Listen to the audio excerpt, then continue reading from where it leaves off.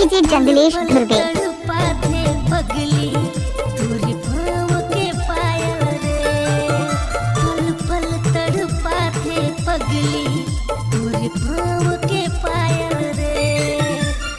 राजधानी के रानी मैं तोरे प्यार में पागल रे, पल पल तड़पा थे पगली तोरे पाँव के पायल रे, पल पल तड़पा थे पगली तोरे पाँव के पायल रे।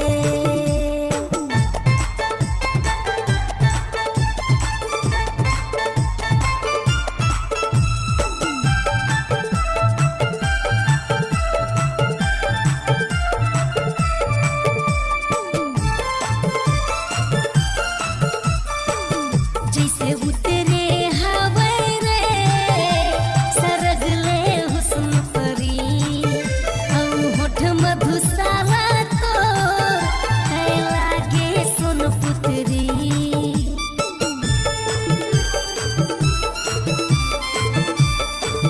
जैसे उतरे हवाई रे सरग ले हुस्न परी, हम होठ मधुशाला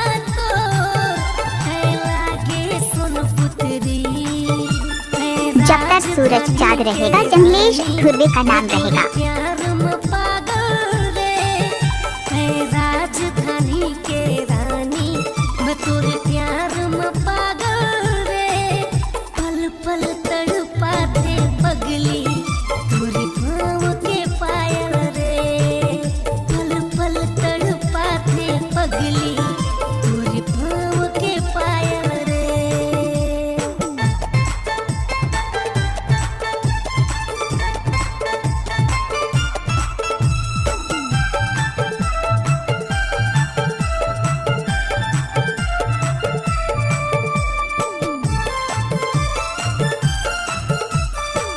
सुध बुध हगवा गे रे, देवी देवता भुला गे ना, तोर प्रेम के रस रानी हनमोला पिया देना।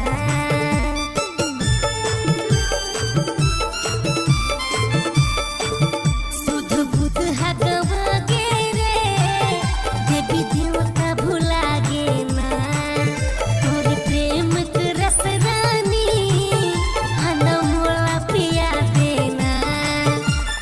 राजधानी के रानी आपका क्या नाम है जंगलेश धुर्वे? प्यार में पागल रे, राजधानी के रानी मैं तोरे प्यार में पागल रे, पल पल तड़पा थे पगली तोरे